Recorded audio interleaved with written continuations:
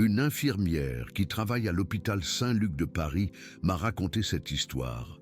Et quand elle a fini, j'ai dû m'asseoir quelques instants en silence. Parce qu'il y a des moments dans la vie où l'injustice est tellement flagrante, tellement brutale, qu'elle remet en question tout ce que l'on croyait savoir sur la nature humaine. Voici l'histoire de Sophie Dubois, une employée de maison de 38 ans qui a été renvoyée de son travail. Le travail qui permettait à sa fille de vivre d'une manière si cruelle que j'ai encore du mal à y croire. Mais le plus incroyable, c'est ce qui s'est passé ensuite. Parce que parfois, la vérité a une façon de se révéler qui laisse tout le monde à genoux. Sophie travaillait depuis 3 ans dans la somptueuse demeure de Philippe Leclerc à Neuilly-sur-Seine. Philippe était le PDG d'une importante entreprise pharmaceutique. Le genre d'homme que l'on voit dans les magazines économiques. Costume de grand couturier, montre qui coûte plus cher qu'une voiture. Toujours en réunion, toujours occupé, toujours important. Mais cette histoire ne parle pas de Philippe. Du moins, pas au début. Elle commence avec Monsieur Antoine. Monsieur Antoine Leclerc avait 72 ans quand Sophie a commencé à travailler dans cette maison. Il était le beau-père de Philippe, le père de son épouse décédée. Il vivait dans cette demeure depuis 5 ans, dans une chambre au 2e étage avec vue sur le jardin.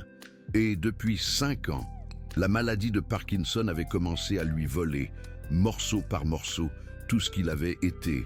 Laissez-moi vous décrire ce qu'est la maladie de Parkinson à un stade avancé, parce que beaucoup de gens ne la comprennent pas vraiment. Les tremblements. Imaginez, essayez de tenir une tasse de café et que vos mains tremblent tellement, et que le liquide se renverse avant d'atteindre vos lèvres. Imaginez. Essayez d'écrire votre nom et que les lettres ressemblent à des gribouillis illisibles.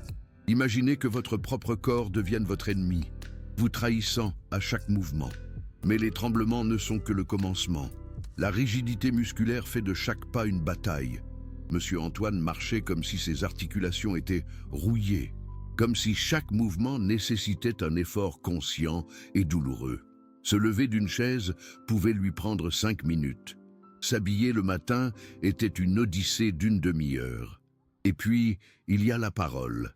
Monsieur Antoine avait été professeur de musique au Conservatoire national supérieur de musique de Paris, un homme qui parlait avec passion de Beethoven et de Mozart, qui pouvait identifier n'importe quel morceau classique en n'écoutant que 3 notes. Mais la maladie de Parkinson lui avait volé ça aussi. Ses mots sortaient traînants, saccadés, à peine compréhensibles, comme si sa langue était devenue de plomb. Imaginez avoir un cerveau parfaitement fonctionnel, rempli de pensées, d'idées, d'émotions, mais piégé dans un corps qui refuse de vous obéir. C'était l'enfer personnel de Monsieur Antoine. Et dans cet enfer, Sophie fut son ange. Le premier jour où Sophie est arrivée pour travailler dans cette demeure, Philippe lui a clairement expliqué ses responsabilités. Nettoyer la maison, préparer les repas, laver le linge, tout maintenir impeccable. Et oh oui, aider Monsieur Antoine avec les bases. Rien de plus, rien de plus. Mais Sophie n'était pas du genre à faire le minimum nécessaire. La première fois qu'elle est entrée dans la chambre de Monsieur Antoine pour lui apporter son petit déjeuner, elle l'a trouvé assis sur une chaise près de la fenêtre, regardant le jardin avec des yeux vides. Le petit déjeuner de la veille était toujours intact sur la petite table. Il n'avait même pas essayé. Sophie a posé le plateau et s'est assise en silence à côté de lui. Elle n'a rien dit au début. Elle s'est juste assise et après quelques minutes, Monsieur Antoine a tourné la tête lentement et l'a regardée. Il a essayé de dire quelque chose, mais les mots ne sortaient pas bien, seulement des sons brisés, frustrants. Sophie a attendu, elle n'a pas interrompu. Elle n'a pas essayé de deviner, elle n'a pas été impatiente. Elle a juste attendu avec une patience infinie jusqu'à ce que Monsieur Antoine parvienne à former les mots « Je ne veux pas vivre comme ça ». 7 mots qui lui ont pris presque 1 minute à prononcer, 7 mots chargés d'une douleur si profonde que Sophie a senti son cœur se briser. Et à ce moment-là, Sophie a pris une décision qui allait tout changer. Elle n'allait pas seulement être son employée de maison, elle allait être son lien avec l'humanité. Au cours des semaines suivantes, Sophie a commencé à apprendre. Elle a appris que lorsque Monsieur Antoine bougeait sa main droite d'une certaine manière, il demandait de l'eau, que lorsqu'il regardait vers la bibliothèque, il voulait qu'on lui lise, que lorsque ses yeux se remplissaient de larmes, ce n'était pas à cause de la douleur physique, mais à cause de la frustration d'être piégée dans son propre corps. Elle a appris à lire son silence, mieux que d'autres ne lisaient des mots. Mais plus important encore, Sophie a commencé à faire des recherches par elle-même. Elle restait tard à la bibliothèque municipale, à lire sur la maladie de Parkinson.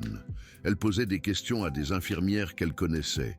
Elle regardait des vidéos sur YouTube sur les thérapies, les exercices, les techniques de communication. Et elle a découvert quelque chose qui allait tout changer. La musicothérapie.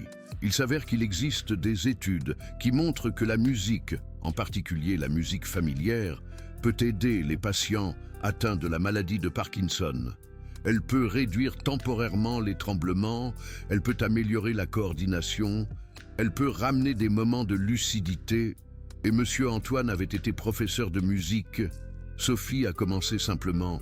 Un jour, pendant qu'elle nettoyait la chambre de Monsieur Antoine, elle a mis de la musique classique sur son téléphone, juste pour voir ce qui se passait. La réaction a été immédiate. Monsieur Antoine, qui était assis à regarder dans le vide, a soudainement tourné la tête. Ses yeux, normalement vitreux et distants, se sont focalisés. Son pied droit a commencé à suivre le rythme. À peine un petit mouvement, mais intentionnel. Sophie s'est approchée. « Cette pièce vous plaît, Monsieur Antoine ?» Les yeux de Monsieur Antoine se sont remplis de larmes, mais cette fois, c'étaient des larmes différentes. Il a acquiescé. Un mouvement petit mais clair. C'était Chopin, Nocturne opus 9 numéro 2. Et c'est ainsi que tout a commencé. Sophie a commencé à consacrer sa pause déjeuner qu'elle était censée utiliser pour se reposer, à faire des séances de musique avec Monsieur Antoine. Elle mettait les morceaux qu'il aimait. Elle lui montrait des vidéos de concerts sur son téléphone. Elle lui parlait des compositeurs. Et les tremblements de Monsieur Antoine diminuaient. Ils ne disparaissaient pas. La maladie de Parkinson ne fonctionne pas comme ça. Mais il diminuait suffisamment pour qu'il puisse tenir une tasse sans la renverser. Suffisamment pour qu'il puisse manger avec dignité. Mais Sophie ne s'est pas arrêtée là. Un jour, pendant que Philippe était en voyage d'affaires, Sophie a fait quelque chose d'audacieux. Elle a demandé à un ami de l'aider à descendre le vieux piano à queue qui était recouvert d'un drap dans le salon. Ils l'ont déplacé dans la chambre de Monsieur Antoine. Quand Monsieur Antoine a vu le piano, son visage s'est transformé. C'était comme voir un homme dans le désert découvrir une oasis. Sophie ne savait pas jouer du piano, mais Monsieur Antoine, lui, le savait, ou du moins, c'est ce qu'il croyait savoir. La première fois que Monsieur Antoine s'est assis devant le piano, ses mains tremblaient tellement qu'il ne parvenait même pas à les poser sur les touches.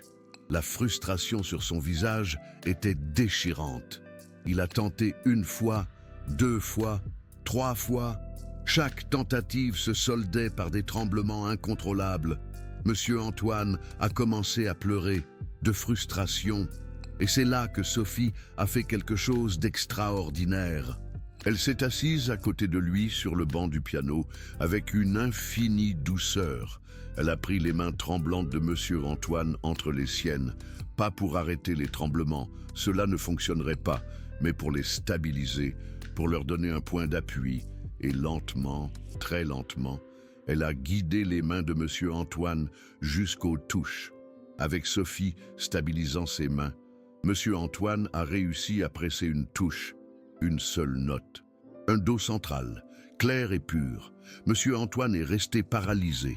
Il a regardé ses mains comme s'il ne pouvait pas croire ce qu'elle venait de faire. Puis il a pressé une autre touche. Mi, puis sol. Ce n'était pas une mélodie. C'était à peine des notes éparses. Mais pour Monsieur Antoine, c'était un miracle. Pendant les semaines qui ont suivi, c'est devenu leur routine secrète. Chaque jour, pendant l'heure du déjeuner de Sophie, elle tenait les mains de Monsieur Antoine et l'aidait à jouer du piano, peu à peu, note par note. Monsieur Antoine a commencé à récupérer quelque chose qu'il pensait avoir perdu à jamais. Pas seulement la capacité de faire de la musique, mais la volonté de vivre. Sophie a commencé à tenir un carnet. Elle notait tout. Les horaires des médicaments de Monsieur Antoine, les plats qu'il pouvait manger sans difficulté, les exercices qui fonctionnaient le mieux, les morceaux de musique qui réduisaient le plus les tremblements, les moments de lucidité et de clarté. Elle était obsessionnelle avec les détails, parce que Sophie comprenait quelque chose de fondamental. Personne d'autre ne faisait attention. Philippe rendait visite à Monsieur Antoine peut-être une fois toutes les 2 semaines. Des conversations de 5 minutes, maladroites, pleines de silence. Philippe était toujours pressé. Il avait toujours un appel important. Il avait toujours quelque chose de plus urgent. Et Sophie le voyait. Elle voyait la tristesse dans les yeux de Monsieur Antoine chaque fois que Philippe quittait la pièce après avoir à peine échangé quelques mots. Un jour, Monsieur Antoine a réussi à dire à Sophie quelque chose qui lui a pris près de 10 minutes à prononcer complètement. Il est occupé à être important. Moi, je suis juste occupé à mourir. Ces mots se sont enfoncés dans le cœur de Sophie comme des couteaux. Et cette même nuit, Sophie a pris une autre décision. Elle a commencé à arriver une demi-heure plus tôt au travail, sans être payée en plus, juste pour avoir plus de temps avec Monsieur Antoine. Elle arrivait à 6h30 du matin, elle l'aidait à s'habiller, à se raser, à se sentir comme un être humain au lieu d'un fardeau. Elle lui lisait le journal, elle l'aidait avec des exercices de kinésithérapie qu'elle avait appris dans des vidéos. Et à la fin de la journée, avant de partir, elle passait encore 20 minutes avec lui, juste à converser. Enfin, Sophie conversait. Monsieur Antoine écoutait et parvenait occasionnellement à prononcer quelques mots. Elle lui parlait de sa fille, Léa, âgée de 15 ans. Elle lui parlait des difficultés de l'élever seule, sans père, de comment Léa voulait faire des études de médecine, mais Sophie ne savait pas si elle pourrait payer l'université. Et Monsieur Antoine écoutait avec une intensité qui montrait que, derrière les tremblements et le discours difficile, il y avait un homme complètement présent, complètement vivant. Les mois ont passé. Monsieur Antoine s'est amélioré d'une manière presque impossible pour quelqu'un atteint de la maladie de Parkinson avancée. Non pas guéri, cela n'existe pas, mais amélioré. Ses tremblements, bien que présents, étaient moins sévères. Il pouvait prononcer de courtes phrases avec une clarté relative. Il pouvait jouer quelques mélodies simples au piano avec l'aide de Sophie. Mais le plus important, il voulait vivre. Sophie avait tout documenté dans son carnet. Elle avait un registre de 6 mois de progrès constant. Elle avait noté les morceaux de musique spécifiques qui fonctionnaient le mieux. Elle avait créé un horaire optimisé de médicaments, de repas et d'exercices.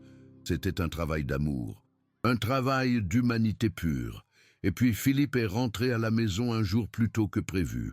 C'était un mardi après-midi, 3 heures de l'après-midi. Normalement, Philippe serait au bureau jusqu'à 20h, mais il avait annulé une réunion et a décidé de passer à la maison prendre quelques documents. Quand il est entré, il a entendu de la musique venant du premier étage, du piano. Quelqu'un jouait du piano. Philippe a monté les escaliers, confus. Personne dans cette maison ne jouait du piano. Lui certainement pas. Et Monsieur Antoine n'était plus capable de le faire depuis des années. Il s'est approché de la chambre de Monsieur Antoine. La porte était entr'ouverte, et ce qu'il a vu l'a paralysé. Sophie était assise sur le banc du piano à côté de Monsieur Antoine. Ses mains tenaient les mains tremblantes du vieil homme, les stabilisant pendant qu'il pressait les touches. Il jouait quelque chose de simple, quelque chose que Philippe ne reconnaissait pas.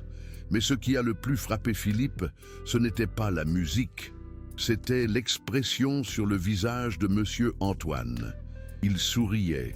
Philippe ne se souvenait pas de la dernière fois qu'il avait vu Monsieur Antoine sourire. Pendant un moment, Philippe a ressenti quelque chose qui ressemblait à l'émotion. Il a presque franchi le seuil de la porte pour dire quelque chose. Et pour remercier Sophie de donner ce moment à Monsieur Antoine. Presque, mais ensuite, il a regardé sa montre. 3h15 de l'après-midi, heure de travail. Et Sophie était là, utilisant le temps de l'entreprise. le temps pour lequel elle était payée pour faire le ménage et la cuisine. Faisant cela, quoi que ce soit, quelque chose en Philippe s'est endurci. Il payait Sophie pour faire un travail spécifique, pas pour jouer du piano, pas pour divertir Monsieur Antoine, pour travailler. Philippe est resté là, à observer, et il a senti quelque chose qui ressemblait à de l'indignation grandir dans sa poitrine. Il avait embauché Sophie pour maintenir la maison impeccable. Et pourtant, combien de fois avait-il trouvé des assiettes non lavées ou des sols non aspirés parce que Sophie perdait son temps avec Monsieur Antoine? Eh bien, cela avait assez duré. Philippe a poussé la porte et est entré dans la pièce. Sophie et Monsieur Antoine se sont retournés, surpris. La musique s'est arrêtée brutalement. « Je veux te parler en bas », dit Philippe d'une voix froide, en regardant Sophie. Maintenant, Sophie a descendu les escaliers derrière Philippe avec le cœur battant fort dans sa poitrine. Elle connaissait ce ton de voix, ce ton que les patrons utilisent quand ils ont décidé que tu as fait quelque chose de mal et qu'il n'y a plus de place pour les explications. Philippe s'est arrêté dans le salon, les bras croisés, avec cette posture de cadre habitué à ce que les gens tremblent devant lui. « Je veux que tu m'expliques quelque chose. Sophie, je te paie pour maintenir cette maison impeccable, pour cuisiner, nettoyer, laver, pas pour jouer du piano avec Monsieur Antoine. » Sophie a respiré profondément. Sophie avait répété ce moment dans sa tête des dizaines de fois, sachant qu'un jour, elle devrait justifier ce qu'elle faisait. « Monsieur Philippe, avec tout mon respect, le docteur Lemaire a recommandé une stimulation musicale pour Monsieur Antoine. Cela aide avec ses symptômes, avec les tremblements. J'ai constaté une amélioration significative ces 6 derniers mois. » Philippe la regarda avec scepticisme. « Le docteur Lemaire ne m'a jamais parlé de musicothérapie. C'est parce que vous n'avez pas assisté aux rendez-vous médicaux depuis février. Monsieur, le docteur l'a expliqué à Monsieur Antoine lors de la consultation de mars. J'étais présente parce que vous avez demandé à ce que je l'accompagne. » Le visage de Philippe se durcit. C'était un coup direct, et c'était la vérité. Philippe ne se souvenait plus de la dernière fois qu'il avait accompagné Monsieur Antoine chez le médecin. « Ce n'est pas le problème, » dit Philippe, en élevant la voix. « Le problème, c'est que je vous paie pour 8 heures de travail quotidien. Et j'ai remarqué que la maison n'est pas aussi impeccable qu'elle devrait l'être, qu'il y a de la vaisselle non lavée, qu'il y a de la poussière sur les meubles, parce que vous perdez du temps dans des activités qui ne sont pas de votre responsabilité. » Sophie sentit l'injustice de ces paroles lui brûler la gorge, mais elle garda son calme. « Monsieur, j'arrive une demi-heure plus tôt tous les jours sans facturer ce temps supplémentaire. Je reste 20 minutes après mon heure de départ, également sans facturer. L'heure que je passe avec Monsieur Antoine en musicothérapie, c'est mon heure de déjeuner, mon temps personnel. Et en ce qui concerne la maison, je peux vous montrer mon registre des tâches accomplies chaque jour. Je ne suis pas intéressé à voir des registres, » interrompit Philippe. « Ce qui m'intéresse, c'est que vous compreniez quel est votre travail ici. Votre travail, c'est de maintenir cette maison en état de marche. Ce n'est pas d'être le thérapeute de Monsieur Antoine. Ce n'est pas d'être sa compagnie. Ce n'est pas d'être son ami. C'est de nettoyer. » Chaque mot était comme une gifle. Sophie sentit ses yeux se remplir de larmes, mais elle n'allait pas donner à Philippe la satisfaction de l'avoir pleuré. « Avec tout mon respect, Monsieur Philippe, Monsieur Antoine a besoin de plus que de simples soins de base. Il a besoin de connexion humaine, il a besoin de sentir que sa vie a encore de la valeur. » Philippe laissa échapper un rire sec, sans humour. « Ah, maintenant il s'avère que vous êtes aussi psychologue. Quel convenable !» Sophie serra les poings le long de son corps. « Non, monsieur, je ne suis pas psychologue, mais je ne suis pas aveugle non plus. Je sais ce que c'est que de se sentir invisible, de se sentir comme si on était un fardeau pour le monde. Et je ne vais pas permettre à Monsieur Antoine de se sentir ainsi, si je peux l'éviter. » Il y eut un moment de silence tendu. Philippe étudia Sophie avec des yeux froids. « Vous savez quel est votre problème, Sophie ? C'est que vous vous impliquez trop, que vous oubliez quelle est votre place. » Sophie sentit quelque chose se briser à l'intérieur d'elle. « Ma place !» répéta-t-elle à voix basse. Oui, votre place. Vous êtes l'employé de maison. Monsieur Antoine est ma responsabilité, pas la vôtre. Et franchement, je trouve inapproprié que vous passiez autant de temps avec lui seul. C'est presque comme si vous essayiez de le manipuler, de gagner sa confiance pour un bénéfice personnel. Ces mots étaient de trop. Sophie sentit que la rage finissait par dépasser la peur. Un bénéfice personnel. Vous croyez que je passe mes heures de déjeuner sans manger, que j'arrive tôt et que je reste tard sans être payé, que je fais des recherches dans les bibliothèques sur la maladie de Parkinson pendant mes jours de congé, pour un bénéfice personnel. Quel bénéfice pourrais-je tirer d'aider un vieil homme malade que la plupart des gens, y compris sa propre famille, ont oublié? Attention à votre ton, avertit Philippe. Mais Sophie ne pouvait plus s'arrêter. Monsieur Antoine m'a raconté que vous aviez l'habitude de lui rendre visite tous les soirs quand il a emménagé ici, que vous passiez des heures à converser, même si cela lui coûtait tant de parler. Il m'a raconté que vous lui aviez promis que vous ne le laisseriez jamais seul. Savez-vous quand remonte la dernière fois que vous avez passé plus de 10 minutes avec lui? Il y a 3 mois, monsieur Philippe, 3 mois. Le visage de Philippe devint rouge. Il était clairement furieux. Mais il y avait aussi quelque chose d'autre dans ses yeux. De la culpabilité, de la honte. Je travaille 60 heures par semaine pour maintenir l'entreprise qui paie cette maison, qui paie votre salaire, répliqua Philippe. Je n'ai pas le luxe de m'asseoir pour jouer du piano et avoir des conversations sentimentales. Je ne vous demande pas de jouer du piano, dit Sophie, sa voix se brisant légèrement. Je vous demande juste de le voir, vraiment le voir, de remarquer qu'il s'est amélioré ces derniers mois, qu'il mange mieux, que ses tremblements sont moins sévères, qu'il a la volonté de vivre à nouveau. Philippe secoua la tête. Vous savez quoi? C'était une erreur. Embaucher quelqu'un d'aussi jeune, d'aussi inexpérimenté. J'ai besoin de quelqu'un de professionnel, qui comprenne les limites, qui fasse son travail sans drame. Sophie sentit le sol disparaître sous ses pieds. Vous me renvoyez? Philippe resta silencieux pendant un moment, comme s'il pesait ses options. Et c'est à ce moment-là qu'ils entendirent tous les deux un bruit à l'étage.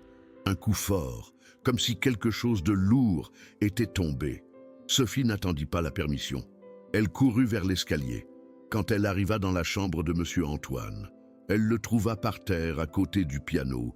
Il était tombé du banc en essayant de descendre seul. « Monsieur Antoine », murmura Sophie, s'agenouillant près de lui. « Ça va?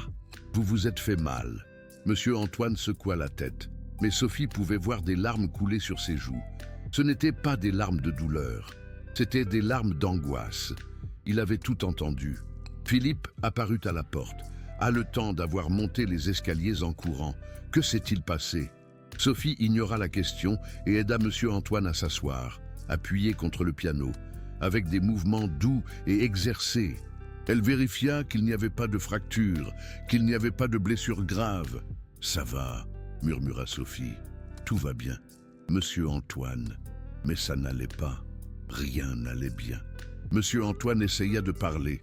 Sa bouche bougeait, essayant de former des mots, mais il ne sortait que des sons brisés. La frustration sur son visage était déchirante. Sophie prit sa main. « Calme. Respirez profondément. Prenez votre temps. » Monsieur Antoine ferma les yeux, respira 3 fois, puis essaya à nouveau. « Ne la renvoie pas. » 3 mots qui lui prirent près de 30 secondes à prononcer. 3 mots chargés de supplication. Philippe resta paralysé à la porte. Monsieur Antoine continua. Chaque mot, un effort monumental. Elle est la seule bonne chose qui me reste. Le silence dans cette pièce était assommant. Sophie sentit son cœur se briser. Monsieur Antoine, ne vous inquiétez pas pour moi. Concentrez-vous sur votre bien-être. Mais monsieur Antoine secoua la tête avec véhémence. Ne me laisse pas seul, réussit-il à dire. S'il te plaît. Philippe s'éclaircit la gorge, mal à l'aise. Père, personne ne te laissera seul. J'embaucherai quelqu'un de plus professionnel, quelqu'un avec une expérience médicale. Je ne veux pas de professionnel, dit monsieur Antoine avec une clarté surprenante. Je veux Sophie. Sophie regarda Philippe, qui semblait complètement déconcerté par la situation. Il n'avait clairement pas anticipé que M. Antoine s'impliquerait de cette manière. « Écoute, papa », commença Philippe d'une voix plus douce. « Sophie est quelqu'un de bien, j'en suis sûr. Mais tu as besoin de soins spécialisés. Tu as besoin de quelqu'un qui sache ce qu'il fait. »« Elle sait », insista M. Antoine. « Elle en sait plus que n'importe quelle infirmière. Elle me connaît, elle me comprend. » Philippe lança à Sophie un regard mêlant frustration et incrédulité. « Tu lui as monté le bourrichon, pas vrai? C'est pour ça qu'elle défend autant son travail. » Sophie se leva, tremblant d'indignation. « Je ne lui ai monté le bourrichon à personne. L'amour, ça ne se fabrique pas, monsieur Leclerc. Votre beau-père m'apprécie parce que je le traite comme un être humain, pas comme un fardeau. Parce que je l'écoute quand il essaie de parler au lieu de l'interrompre.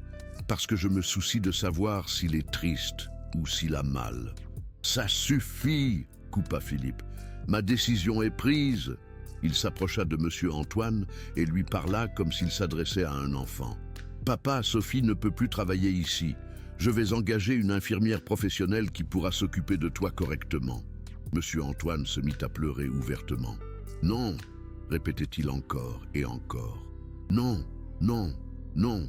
Philippe se tourna vers Sophie. « Tu as jusqu'à la fin de la journée pour rassembler tes affaires. Je te paierai le mois complet à titre de compensation. » Sophie n'en croyait pas ses oreilles. « Vous me licenciez devant lui, comme ça, après 3 ans de service? Après 3 ans de travail médiocre et avoir franchi des limites inappropriées? Oui, dit Philippe froidement.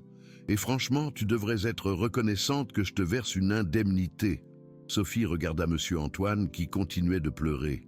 Elle voulut lui dire que tout irait bien, qu'elle trouverait un moyen de continuer à lui rendre visite, de prendre soin de lui d'une manière ou d'une autre. Mais elle savait que ce serait un mensonge. « Monsieur Leclerc ne me laissera plus jamais le revoir, » dit Sophie à voix basse. « N'est-ce pas ?» Philippe ne répondit pas. Il n'avait pas besoin de le faire. Sophie s'agenouilla une dernière fois près de M. Antoine. Elle prit sa main tremblante entre les siennes. « Je veux que vous vous souveniez de quelque chose, monsieur Antoine. Vous n'êtes pas un fardeau. Vous êtes un homme précieux, plein de sagesse et d'expérience. Ces mois passés avec vous ont été un cadeau pour moi.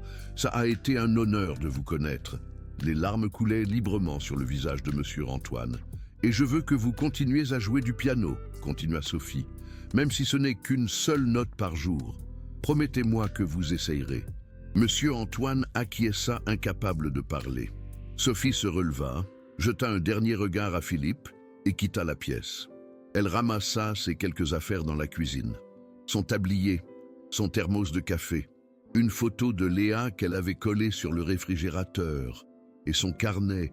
Ce carnet où elle avait consigné 6 mois de soins méticuleux, où elle avait noté chaque petite victoire, chaque amélioration, chaque moment de progrès. Sophie contempla le carnet dans ses mains. Elle songea à le laisser à Philippe, à lui montrer tout le travail qu'elle avait accompli, toutes les recherches, tout l'amour qu'elle avait mis à prendre soin de monsieur Antoine. Mais elle savait que cela ne servirait à rien. Philippe avait déjà décidé qui elle était dans son esprit, une simple aide à domicile qui ne connaissait pas sa place. Sophie déposa le carnet sur la table de la cuisine et sortit par la porte de derrière. Elle ne savait pas que ce carnet allait tout changer. Elle ne savait pas que dans 3 semaines, Philippe serait à genoux implorant son pardon, parce que la vérité a une façon curieuse de se faire jour. Et quand elle le fait, elle ne laisse place à aucune excuse, ni à aucune justification, ni à l'orgueil. Les 3 premiers jours après le licenciement de Sophie furent les pires de la vie de monsieur Antoine. Il ne mangeait pas, il ne parlait pas, il ne bougeait pas de son fauteuil près de la fenêtre. Il se contentait de regarder le jardin avec des yeux vides, comme si quelque chose en lui s'était éteint définitivement. Philippe engagea une infirmière professionnelle. Isabelle Moreau, avec 15 ans d'expérience dans les soins gériatriques, des références impressionnantes, des références impeccables, exactement le type de professionnel dont Philippe avait insisté que monsieur Antoine avait besoin. Monsieur Antoine la rejeta dès le premier jour. Quand Isabelle essaya de l'aider à s'habiller, Monsieur Antoine refusa. Quand elle essaya de lui donner ses médicaments, Monsieur Antoine tourna la tête. Quand elle essaya d'engager la conversation, Monsieur Antoine ferma les yeux et resta silencieux. « Ce n'est rien de personnel », expliqua Philippe à Isabelle après la première semaine frustrante. « Mon beau-père traverse une période d'adaptation. » Mais ce n'était pas une période d'adaptation, c'était quelque chose de beaucoup plus profond. Monsieur Antoine était en grève, une grève silencieuse contre l'injustice de s'être fait enlever la seule personne qui le faisait se sentir humain. Au 10e jour, Monsieur Antoine avait perdu près de 3 kilos. Ses tremblements, qui s'étaient tellement améliorés avec Sophie, étaient revenus avec une intensité alarmante. Il ne pouvait plus tenir une tasse. Il ne pouvait plus prononcer plus de 2 ou 3 mots à la suite. C'était comme si tous les progrès de 6 mois avaient été effacés en 10 jours. Philippe le remarqua, bien sûr, mais il se dit que ce n'était que temporaire, que Monsieur Antoine finirait par accepter Isabelle, que tout reviendrait à la normale. Il se raconta beaucoup de mensonges durant ces jours. Au 14e jour, Isabelle démissionna. « Avec tout mon respect, Monsieur Leclerc, dit-elle en rangeant ses affaires, « votre beau-père n'a pas besoin d'une infirmière. Il a besoin de quelqu'un qui se soucie de lui. Et franchement, je ne sais pas si vous êtes cette personne. » Ces mots frappèrent Philippe plus profondément qu'il ne voulait l'admettre. Il engagea une autre infirmière, puis une autre. Au 21e jour, il avait vu passer 4 infirmières professionnelles, toutes démissionnaires. Toutes dirent fondamentalement la même chose. Monsieur Antoine ne coopère pas parce qu'il ne veut pas vivre comme ça. Et puis vint la crise. 22e jour. Philippe reçut un appel à 3 heures du matin de la 5e infirmière, Chloé. « Il faut venir immédiatement. Monsieur Antoine ne répond plus. » Philippe traversa la ville déserte, le cœur serré. Quand il arriva, il trouva les ambulanciers déjà dans la maison. Monsieur Antoine était en train d'être transporté sur une civière. « Que s'est-il passé ?» demanda Philippe, la voix brisée pour la première fois depuis des années. Un des ambulanciers, un jeune homme à l'air sérieux, répondit « Il semble qu'il ait arrêté de prendre ses médicaments depuis plusieurs jours. Sa tension artérielle est dangereusement basse. Il est sévèrement déshydraté. Nous l'emmenons à l'hôpital Saint-Luc. » « Comment ça, il a arrêté de prendre ses médicaments ?» Philippe regarda Chloé, qui semblait au bord des larmes. « Il les recrachait. » expliqua Chloé. J'essayais de lui faire prendre, mais il les cachait sous sa langue et les recrachait quand je ne regardais pas. Je ne m'en suis rendu compte que ce soir, quand je les ai trouvés sous son oreiller. Philippe sentit le monde vaciller sous ses pieds. À l'hôpital, les médecins furent directs. Monsieur Antoine était pris dans une spirale d'autonégligence qui pourrait le tuer en quelques jours si on n'y remédiait pas. Ce n'était pas seulement Parkinson. C'était une dépression sévère. C'était une perte de volonté de vivre. « Votre beau-père est en train de se laisser mourir », dit le docteur Martin sans détour. Et franchement, Monsieur Leclerc, à moins que vous ne découvriez ce qui a changé ces 3 dernières semaines, je ne sais pas si on pourra le sauver. Philippe s'assit dans la salle d'attente de l'hôpital, la tête entre les mains, pour la première fois depuis des années. Il pleura. Il avait été si sûr de faire ce qui était juste, si sûr que Sophie dépassait les bornes, qu'elle n'était pas professionnelle, que Monsieur Antoine avait besoin de soins spécialisés. Mais, et s'il s'était trompé? Philippe retourna au manoir vide à l'aube. Il erra sans but dans les pièces silencieuses. Tout semblait froid, stérile, comme un musée plutôt qu'une maison. Il monta dans la chambre de Monsieur Antoine. Le piano était toujours là, couvert de poussière, les partitions musicales éparpillées sur le pupitre. Philippe s'assit sur le banc du piano et remarqua quelque chose. Il y avait des taches d'humidité sur les touches, des larmes séchées. Monsieur Antoine avait essayé de jouer seul. Il avait essayé de recréer ces moments avec Sophie, et il n'y était pas arrivé. Philippe sentit quelque chose se briser dans sa poitrine. Il descendit à la cuisine, cherchant du café, et c'est là qu'il le vit. Sur la table de la cuisine, partiellement recouvert par le journal du jour où Sophie était partie, se trouvait un carnet à couverture bleue, Philippe le ramassa, curieux. Il n'y avait pas de nom sur la couverture, seulement une date, 15 mars 2025. Il ouvrit la première page, et ce qu'il lut changea tout. Registre de soins, Monsieur Antoine, commencé par Sophie Dubois, 15 mars 2025. Objectif, documenter les progrès, les symptômes et les méthodes qui fonctionnent pour améliorer la qualité de vie de Monsieur Antoine. La première entrée datait d'il y a 6 mois, juste au moment où Sophie avait commencé à s'occuper sérieusement de Monsieur Antoine. 15 mars, consultation avec le docteur Martin. Monsieur Antoine a été diagnostiqué avec Parkinson il y a 5 ans. Mais les symptômes se sont considérablement aggravés au cours de la dernière année. Le docteur a mentionné que la stimulation cognitive et physique pourrait aider à ralentir le processus de détérioration. Il a suggéré la musicothérapie. Étant donné le passé de Monsieur Antoine en tant que professeur de musique, enquêter davantage à ce sujet. Philippe resta paralysé. Le docteur Martin avait mentionné la musicothérapie. Sophie n'avait pas menti. Il continua à lire. Le 18 mars, j'ai passé 3 heures à la Bibliothèque nationale à faire des recherches sur Parkinson. J'ai trouvé des études sur la musicothérapie.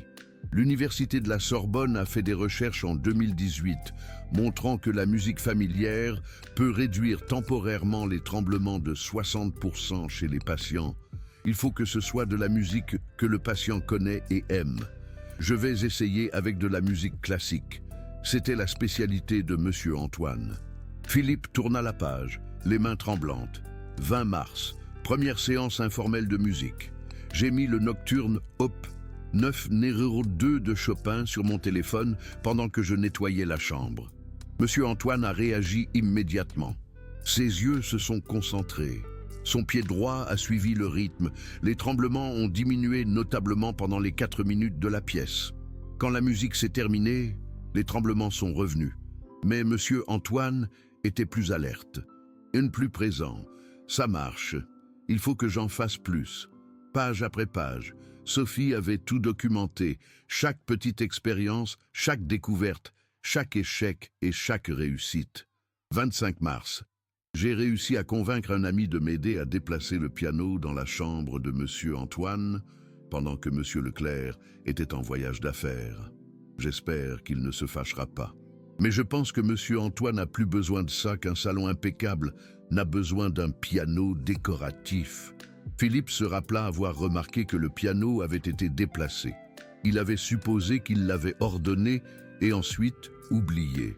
28 mars. Monsieur Antoine a essayé de jouer du piano pour la première fois. Tremblement trop sévère. Il n'arrivait pas à placer ses mains sur les touches. Il a pleuré de frustration. Ça m'a brisé le cœur. Demain, je vais faire des recherches sur les techniques de stabilisation des mains. 30 mars, j'ai trouvé une vidéo sur YouTube sur la façon d'aider les patients atteints de Parkinson à effectuer des tâches motrices fines. La clé est la stabilisation externe. J'ai essayé de tenir les mains de Monsieur Antoine pendant qu'il jouait. Ça a marché. Il a réussi à jouer 3 notes. Do, Mi, Sol. J'ai vu de l'espoir dans ses yeux pour la première fois. Philippe ne pouvait pas s'arrêter de lire. Le carnet était rempli, page après page, d'annotations méticuleuses, horaires de médication optimisés, 8 herzans, lévodopa 100 mg avec petit déjeuner léger. Note, Monsieur Antoine tolère mieux les médicaments s'il mange une pomme avant. Il ne tolère pas les agrumes le matin, 14 raisins. Lévodopa 100 mg avec déjeuner. Note, s'assurer que le déjeuner comprenne des protéines. Les pâtes seules le font se sentir étourdi. 20 raisins, lévodopa 100 mg avec dîner. Note, le dîner doit être tôt. S'il mange après 20 cela, il a du mal à dormir.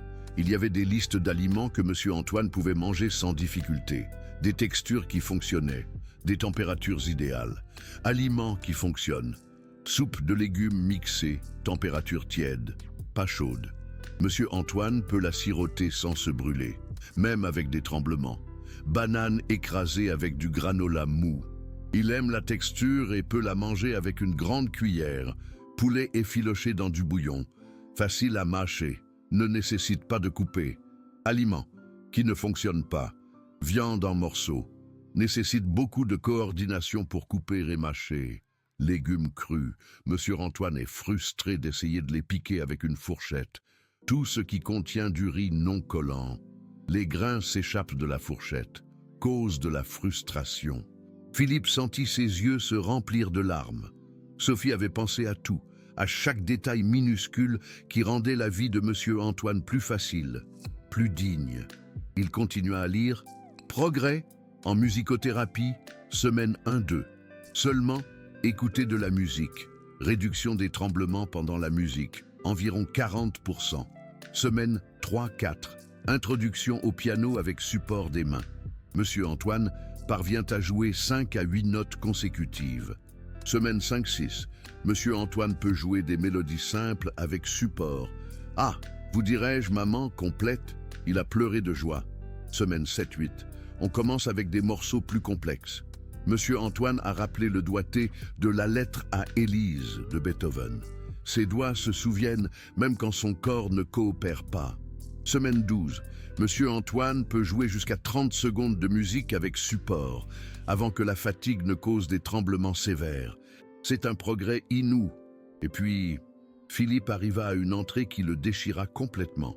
Le 10 mai, Monsieur Antoine a parlé aujourd'hui de Philippe Leclerc. Il lui a fallu 15 longues minutes pour formuler des phrases complètes, mais ce qu'il a dit était essentiel. Il a dit « Mon gendre était un homme bien. Quand sa femme est morte, il m'a promis qu'il prendrait soin de moi, qu'il ne me laisserait jamais seul. Mais maintenant, il est tellement occupé à être quelqu'un d'important qu'il a oublié ce que c'est d'être bon. Je ne lui en veux pas. La douleur l'a changé. » Philippe a dû poser le cahier et marcher jusqu'à la fenêtre. Les larmes coulaient librement sur son visage maintenant. Monsieur Antoine ne lui en voulait pas, même après avoir été émotionnellement abandonné, même après avoir été traité comme un simple meuble dans la maison. Monsieur Antoine ne lui en voulait pas, mais Philippe, lui, s'en voulait. Il a pris une profonde inspiration et est retourné au cahier. Il y avait encore des choses à lire. Les dernières entrées datèrent de la semaine précédant le licenciement de Sophie, 8 septembre. Monsieur Antoine a demandé de mes nouvelles aujourd'hui. Il voulait savoir comment se passaient mes études. Je lui ai raconté que Sophie rêvait de devenir médecin, mais que je ne savais pas si je pourrais payer ses études. Monsieur Antoine a essayé de dire quelque chose à propos d'une aide financière, mais je lui ai dit non, je ne fais pas ça pour l'argent. Je le fais parce que Monsieur Antoine mérite d'être traité avec dignité. Point final. 10 septembre. Philippe Leclerc a failli nous surprendre aujourd'hui pendant la séance de musicothérapie. J'ai dû inventer une excuse sur la raison pour laquelle le piano était ouvert. J'ai peur qu'un jour il me licencie parce que je déplace des choses sans permission. Mais le risque en vaut la peine. Voir Monsieur Antoine jouer, voir la joie sur son visage, vaut tous les risques. Et la dernière entrée, écrite le jour où Philippe l'a confronté, 15 septembre. Aujourd'hui, Philippe Leclerc m'a vu jouer du piano avec Monsieur Antoine. Je sais qu'il va y avoir une confrontation. J'ai répété ce que je vais dire 1000 fois. Mais la vérité est simple. J'aime ce vieil homme comme s'il était mon propre grand-père. Pas parce qu'il me paie, mais parce que je vois en lui tout ce que mon grand-père était avant que la maladie d'Alzheimer ne l'emporte.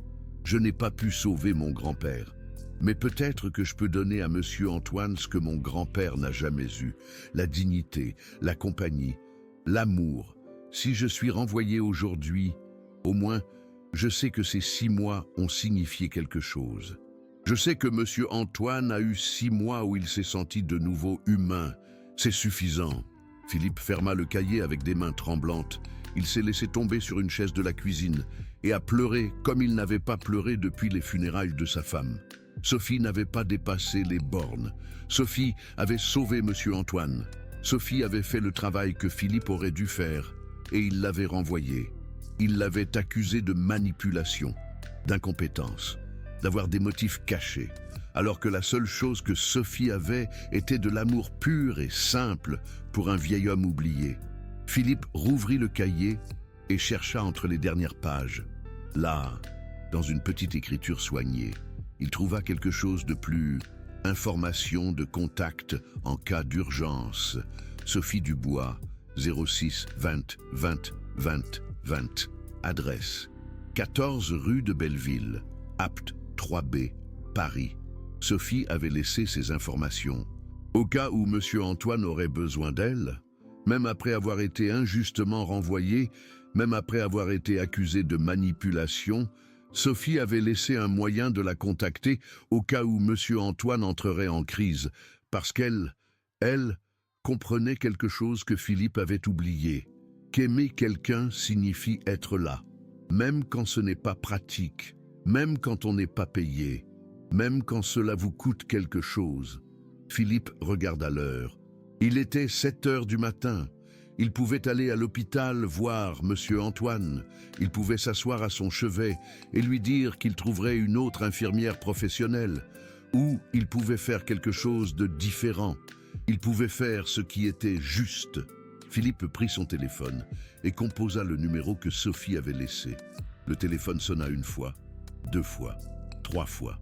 Et puis, une voix prudente. « Allô, Sophie, c'est Philippe Leclerc. » Silence à l'autre bout du fil. « Je sais que je n'ai aucun droit de te demander ça. Je sais que j'ai été horrible avec toi.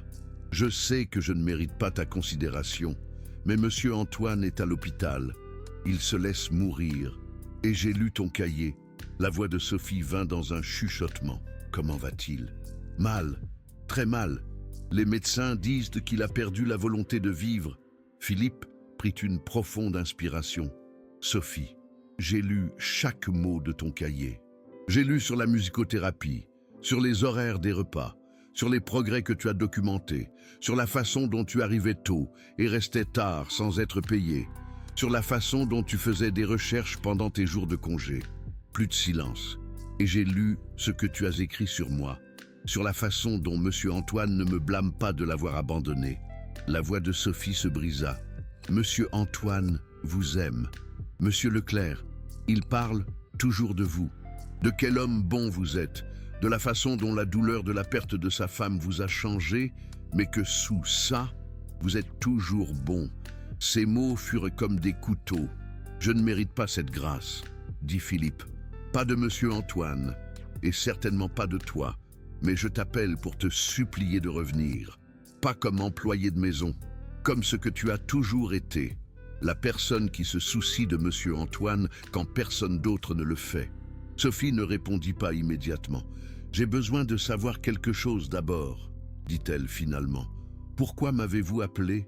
Par sentiment de culpabilité? Parce qu'aucune autre infirmière n'a fait l'affaire ?» Philippe aurait pu mentir. Il aurait pu dire quelque chose de noble, mais Sophie méritait la vérité. « Pour toutes ces raisons, » admit-il. « Parce que je me sens coupable, parce qu'aucune infirmière n'a fait l'affaire, mais aussi parce que j'ai lu ton cahier et que je me suis rendu compte de quelque chose. Tu te soucies de Monsieur Antoine d'une manière que j'ai oublié comment faire. Et il a besoin de toi. Il a besoin de quelqu'un qui le voit comme une personne, pas comme un patient ou comme un fardeau.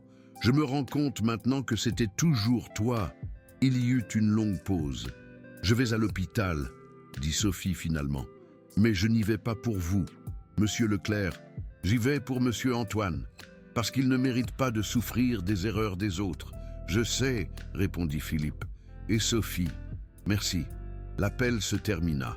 Philippe resta assis dans la cuisine vide, tenant le cahier bleu. Ce cahier qui contenait plus d'amour et de dévouement dans ses pages que tout ce qu'il avait montré ces dernières années. Et il sut que quand il arriverait à l'hôpital, il devrait faire quelque chose qu'il n'avait jamais bien fait. Il devrait demander pardon à genoux. Sophie arriva à l'hôpital Saint-Luc à 9 heures du matin. Elle avait pris 2 bus et le métro pour y arriver. Elle portait encore son uniforme de son nouveau travail, le nettoyage de bureau la nuit. Elle n'avait pas eu le temps de se changer. Quand elle arriva dans la chambre de Monsieur Antoine, au 3e étage, elle trouva Philippe assis sur une chaise près du lit. Il avait le cahier bleu dans ses mains. Philippe leva les yeux quand Sophie entra. Ses yeux étaient rouges, gonflés. Il était clair qu'il avait pleuré. « Tu es venu, » dit Philippe, sa voix rauque. Sophie ne répondit pas. Elle passa directement à côté de Philippe et s'approcha du lit où Monsieur Antoine était allongé, relié à divers moniteurs. Le vieil homme dormait. Il avait l'air fragile, minuscule sous les draps blancs de l'hôpital. Sophie prit doucement la main de Monsieur Antoine. « Monsieur Antoine, c'est moi, c'est Sophie. » Les yeux de Monsieur Antoine s'ouvrirent lentement. Pendant un instant, il sembla confus, désorienté. Puis ses yeux se fixèrent sur le visage de Sophie, et il commença à pleurer. Ce n'étaient pas des larmes silencieuses, c'était un chant profond, déchirant, comme si quelque chose à l'intérieur de lui s'était finalement brisé et libéré. « Je suis là », murmura Sophie en caressant sa main. « Je suis là, Monsieur Antoine. Je ne vous laisserai pas. » Monsieur Antoine essaya de parler, mais il ne pouvait pas former les mots. Il serra seulement la main de Sophie, avec toute la force que ses muscles affaiblis pouvaient rassembler. Sophie se tourna vers Philippe, qui était toujours assis sur la chaise, observant la scène avec une expression brisée. « Qu'est-ce qu'ont dit les médecins ?» Philippe s'éclaircit la gorge. « Qu'il est sévèrement déshydraté et dénutri, qu'il a cessé de prendre ses médicaments il y a presque 2 semaines, que sa dépression est si sévère qu'elle affecte sa santé physique. » Sophie acquiesça, son visage sérieux. « Je vais avoir besoin de parler avec le docteur Dubois. J'ai besoin de savoir exactement ce qui s'est perdu pendant ces 3 semaines pour pouvoir le rattraper. Tout ce dont tu as besoin, » dit immédiatement Philippe. « N'importe quoi. » Sophie le regarda enfin directement. « Pourquoi m'avez-vous réellement appelé, monsieur Leclerc ?» Philippe se leva. « Je pourrais dire quelque chose de noble, mais tu mérites la vérité brute. Je t'ai appelé parce que je suis un lâche qui ne savait pas comment faire face au fait que j'ai blessé quelqu'un que j'aime par mon propre orgueil et mon aveuglement. Je t'ai appelé parce que j'ai lu ton carnet et je me suis rendu compte que tu as été une meilleure famille pour Monsieur Antoine en 6 mois. Que moi en 5 ans. » Il fit une pause, sa voix se brisant. « Je t'ai appelé parce que Monsieur Antoine est en train de mourir, parce que je l'ai éloigné de la seule personne qui lui donnait envie de vivre. Et ça fait de moi la pire espèce d'homme. » Sophie étudia son visage. « Vous avez lu tout le carnet? Chaque mot, chaque annotation, chaque observation méticuleuse. » Philippe regarda le carnet dans ses mains. « Ce n'est pas seulement un registre médical, Sophie. C'est un témoignage d'amour, un amour du genre que j'ai oublié comment donner. » Le silence dans la pièce était lourd, rompu seulement par le son des moniteurs médicaux. « Si je reviens, » dit Sophie lentement, « et je dis bien si, il y a des conditions. »« N'importe quoi, » répondit Philippe sans hésiter. « Première condition, Monsieur Antoine n'est pas ma responsabilité, c'est notre responsabilité. Vous allez passer au minimum 1 heure chaque jour avec lui, pas à travailler sur votre ordinateur portable dans la même pièce, pas à vérifier vos emails pendant qu'il regarde la télévision. 1 heure, réelle, présente, connectée. » Philippe acquiesça. « J'accepte. Deuxième condition. Vous allez assister à tous les rendez-vous médicaux. Dorénavant, vous allez connaître ses médecins. Vous allez comprendre ses traitements. Vous allez prendre des décisions éclairées concernant ses soins. »« J'accepte, » dit Philippe encore. « Troisième condition. » Sophie respira profondément. « Monsieur Antoine a besoin de savoir qu'il est aimé, pas seulement toléré, pas seulement soigné par obligation, mais genuinement aimé. Et si vous ne pouvez pas lui donner ça, alors vous devez être honnête pour que nous puissions trouver une autre solution. » Cette condition frappa Philippe comme un coup de poing dans l'estomac. « Je l'aime, » dit Philippe, sa voix à peine un murmure. « Je sais que je ne l'ai pas montré. Je sais que j'ai été terrible, mais je l'aime. J'aimais ma femme de tout mon être, et quand elle est morte, je ne savais pas comment être proche de son père, sans que toute la douleur ne revienne. Alors je me suis éloigné. J'ai travaillé 70 heures par semaine, pour ne pas avoir à ressentir. Et ce faisant, j'ai abandonné le seul morceau de famille qui me restait. » Les larmes coulaient librement sur le visage de Philippe maintenant. Mais ce n'est pas une excuse. La douleur ne justifie pas la cruauté. La douleur ne justifie pas l'abandon. J'étais tellement concentré sur ma propre souffrance que je n'ai pas vu la souffrance que je causais. Sophie le regarda pendant un long moment, puis elle acquiesça lentement. D'accord, je vais revenir. Le soulagement sur le visage de Philippe fut immédiat. Mais il y a une chose de plus, ajouta Sophie. N'importe quoi. Vous allez demander pardon à monsieur Antoine, à genoux, et vous allez lui expliquer exactement ce que vous avez mal fait et comment vous allez changer ça. Philippe pâlit légèrement. Maintenant, Philippe regarda monsieur Antoine, qui avait observé tout l'échange avec des yeux larmoyants. Mais attentif, Philippe s'approcha du lit et lentement, avec des mouvements prudents, il s'agenouilla à côté de celui-ci. « Monsieur Antoine, commença Philippe, sa voix tremblant, je ne sais pas si vous pouvez me pardonner. Je ne sais pas si je mérite votre pardon, mais j'ai besoin que vous sachiez que je suis désolé. Je suis désolé de vous avoir abandonné émotionnellement.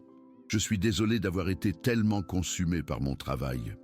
Que j'ai oublié que j'avais une famille ici, à la maison, qui avait besoin de moi. » Monsieur Antoine le regardait avec une attention absolue. « Je suis désolé d'avoir envoyé Sophie. Elle avait raison sur tout, sur la musicothérapie, sur les soins, sur le fait que vous méritez d'être traité avec dignité et amour. Et j'étais tellement aveuglé par mon propre orgueil que je n'ai pas pu le voir. » La voix de Philippe se brisa complètement. Mais plus que tout, je suis désolé de ne pas avoir été l'homme que j'ai promis à ma femme d'être. Je lui ai promis que je prendrais soin de vous, que je ne vous laisserai jamais seul. Et j'ai rompu cette promesse de la manière la plus cruelle possible. Monsieur Antoine leva sa main tremblante et la posa sur la tête de Philippe. « Nous faisons tous des erreurs, » réussit à dire monsieur Antoine avec un grand effort. « L'important, c'est ce que tu fais après. » Philippe prit la main de monsieur Antoine et la serra contre son visage. « Je vous promets que je vais changer. Je vais être présent. Je vais vous connaître comme Sophie vous connaît. Je vais être une vraie famille. » Monsieur Antoine acquiesça, des larmes coulant sur ses joues. Sophie observait la scène avec ses propres larmes. Elle était venue préparée à être froide, à maintenir une distance professionnelle. Mais voir Philippe finalement se briser, finalement être vulnérable, finalement être réel, était quelque chose qu'elle n'avait pas anticipé. « Je vais aller parler avec le docteur Dubois, » dit Sophie doucement. « Vous avez besoin de temps ensemble. » Quand Sophie quitta la pièce, Philippe resta agenouillé près du lit, tenant la main de monsieur Antoine. « Je vous ai manqué de respect de tant de façons, » dit Philippe. « Mais je vais passer le reste de ma vie à me rattraper. Je le promets. » Monsieur Antoine serra sa main. « Reste, » réussit-il à dire. « Reste seulement. » Et Philippe resta. Pour la première fois depuis des années, il annula toutes ses réunions de la journée, éteignit son téléphone et resta simplement auprès de monsieur Antoine. Les jours suivants furent transformateurs. Sophie est revenue, non pas comme employée de maison, mais comme coordinatrice de soins, avec un salaire 3 fois plus élevé, et l'autorité de prendre des décisions concernant le traitement de monsieur Antoine. Philippe a insisté, et Sophie a fini par accepter. En travaillant avec le docteur Dubois, Sophie a développé un plan de rétablissement intensif. Nutrition spécialisée pour reprendre le poids perdu, physiothérapie pour retrouver de la force, et bien sûr, musicothérapie pour ranimer l'esprit. Mais le plus important, Philippe a tenu sa promesse, chaque jour, sans exception. Il passait au moins 1 heure avec monsieur Antoine. Au début, c'était maladroit. Des années de distance émotionnelle ne s'effacent pas en quelques jours. Mais petit à petit, ils ont réappris à être ensemble. Philippe lisait Le Monde à monsieur Antoine chaque matin.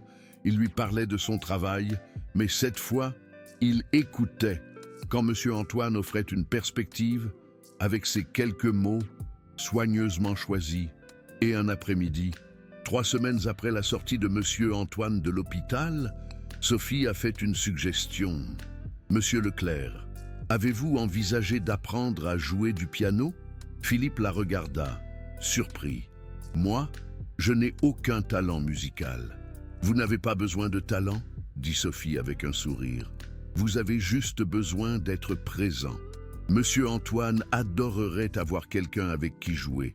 Et ainsi, Philippe Leclerc, PDG d'une entreprise pharmaceutique de plusieurs millions d'euros, a commencé à prendre des leçons de piano. Il était terrible au début.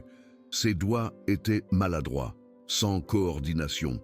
Il jouait constamment les mauvaises notes. Mais Monsieur Antoine, assis à côté de lui, Sophie, stabilisant ses mains, l'encourageait. « Mieux !» disait Monsieur Antoine après chaque séance désastreuse. « Tu t'améliores. » Et ce qui était étrange, c'est que Philippe s'améliorait. Pas seulement au piano, mais en tant qu'être humain, il a appris la patience. Il a appris que le progrès n'est pas toujours mesurable en chiffres et en graphiques. Il a appris que parfois, le succès ne se voit pas comme un contrat signé, mais comme un sourire sur le visage de quelqu'un qu'on aime. 6 mois plus tard, quelque chose de miraculeux s'est produit. C'était un samedi après-midi. Philippe et Monsieur Antoine étaient assis ensemble, au piano.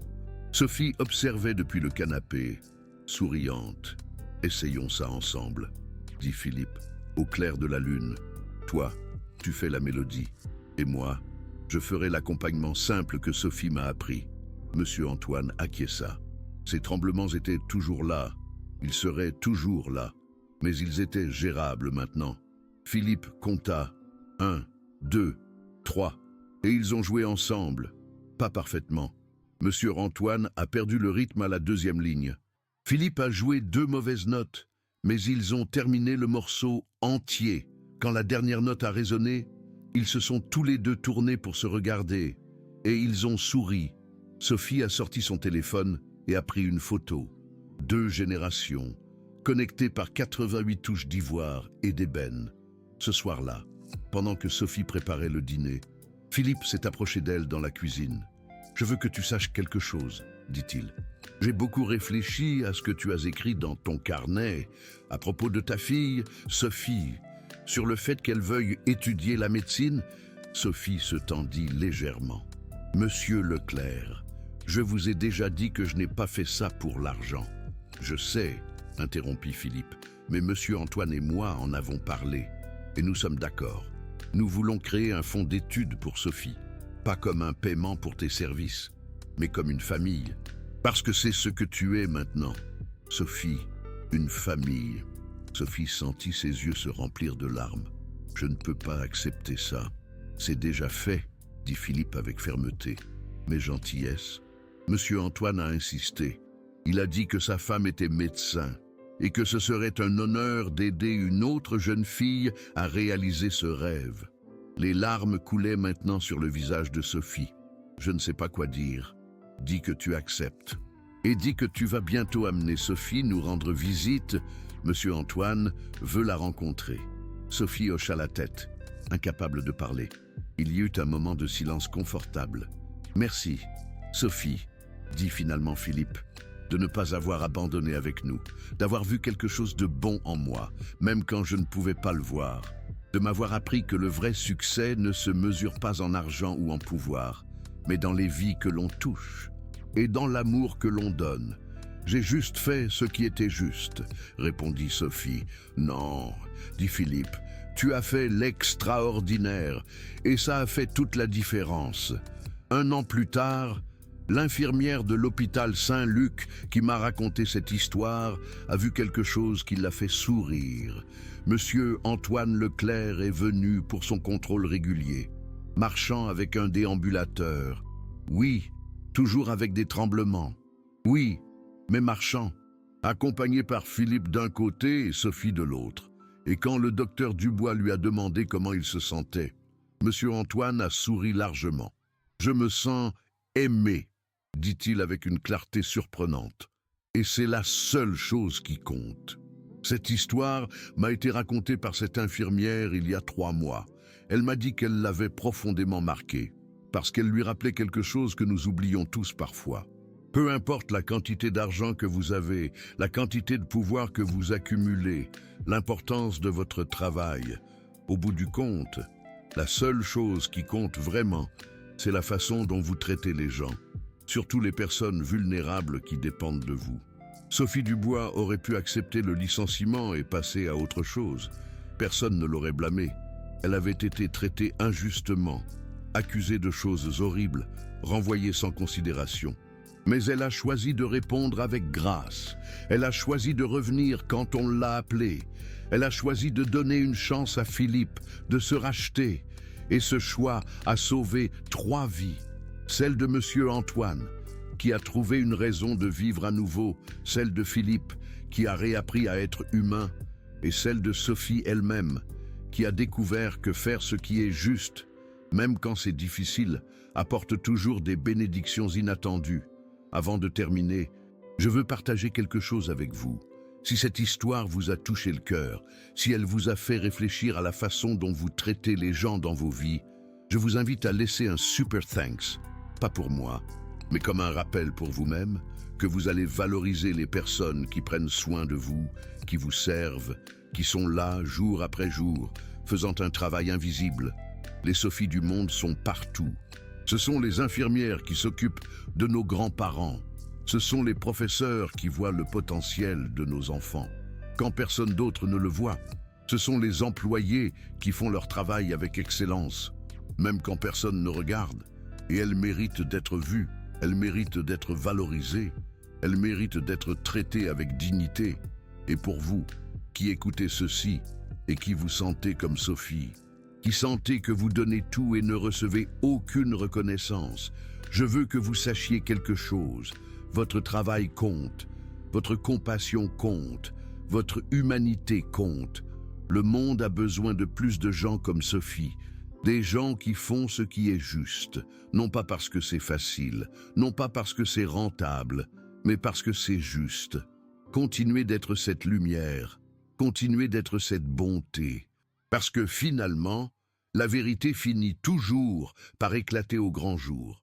Et quand c'est le cas, la justice arrive, sous des formes que l'on n'aurait jamais imaginées. J'aimerais beaucoup savoir, avez-vous déjà été jugé injustement pour avoir fait ce qui était juste? Ou avez-vous eu une Sophie dans votre vie qui vous a montré de l'amour au moment où vous en aviez le plus besoin? Partagez votre histoire dans les commentaires. Et si vous connaissez quelqu'un qui a besoin d'entendre cette histoire, quelqu'un qui lutte pour faire ce qui est juste dans des circonstances difficiles, partagez-la. On ne sait jamais quand une histoire peut changer une perspective, peut donner de la force à quelqu'un pour aller de l'avant. Merci de m'avoir écouté. Merci d'être ici. Et rappelez-vous, le vrai pouvoir ne vient pas de ce que vous avez, mais de ce que vous donnez. On se retrouve dans la prochaine histoire. À bientôt.